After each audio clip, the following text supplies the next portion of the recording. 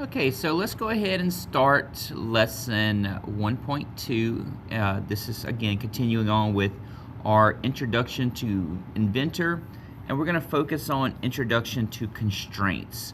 So a constraint is just something that ties one item to another.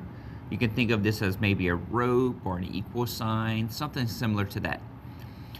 So our learning objectives for today, first one, I will understand design intent and how to use it to design parts. Second one, learn how to switch from inches to millimeters in Inventor. Next, learn the slot command. We'll learn a few different ways to use slots. We're going to learn how to find volume, mass, and surface area of a part. We actually covered this in lesson 1.1, but I'm going to cover it again today. And we're going to create geometric relations and constraints and make circles equal to one another or aligned features using a horizontal, vertical, concentric, or coincident, or any other types of constraints. Okay, so looking at your notes and your handout, the first item to do is to try the bell ringer, and then I'm going to demonstrate how to use the bell ringer, how to do the bell ringer. So if I'm looking at page number 4, we can see this drawing of this bell ringer, and we can see we have a cylinder, and then we have a second cylinder, and we have some dimensions for those cylinders. Oh, and there's a hole in the center, and it looks like it goes throughout all. So take a few moments, and I want you to go ahead and model this in Inventor.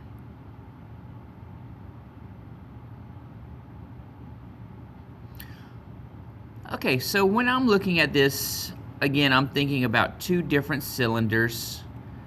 So let's go ahead and get started. Bring this back up for a second.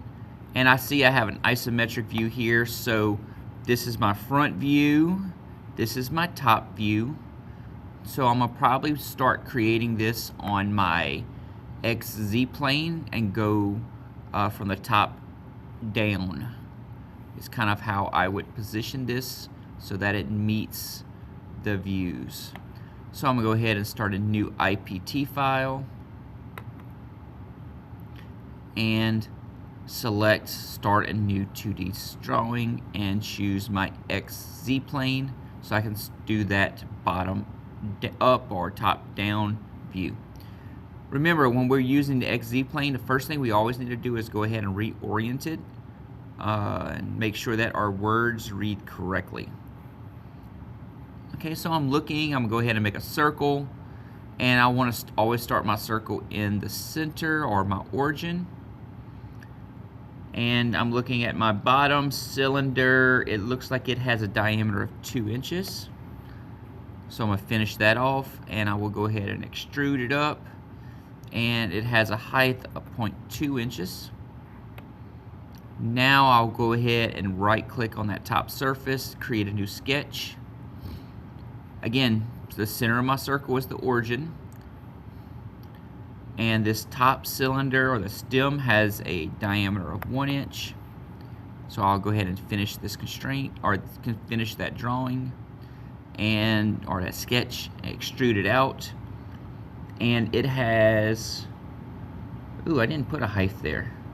I just noticed that on the drawing.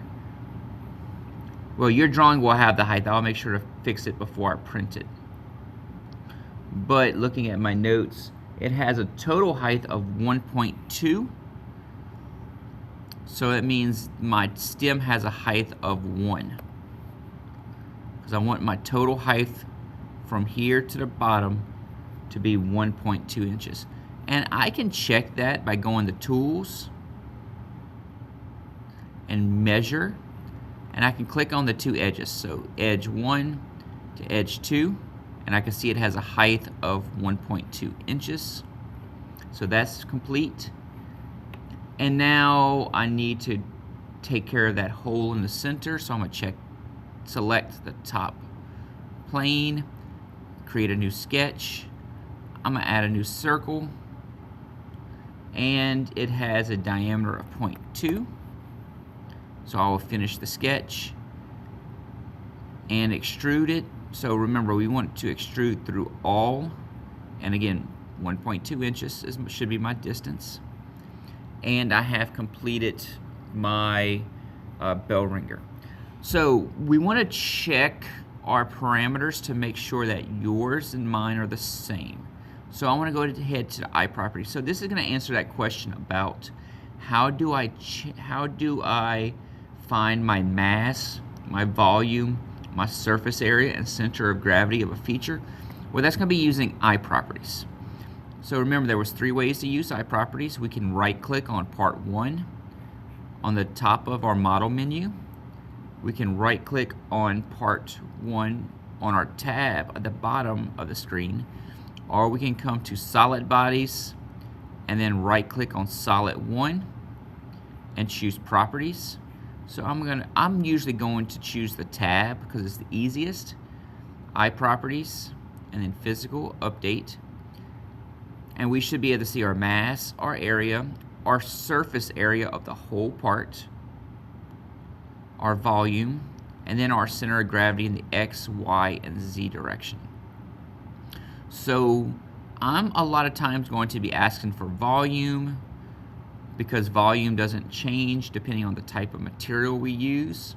So your structure should have a volume of 1.376 cubic inches.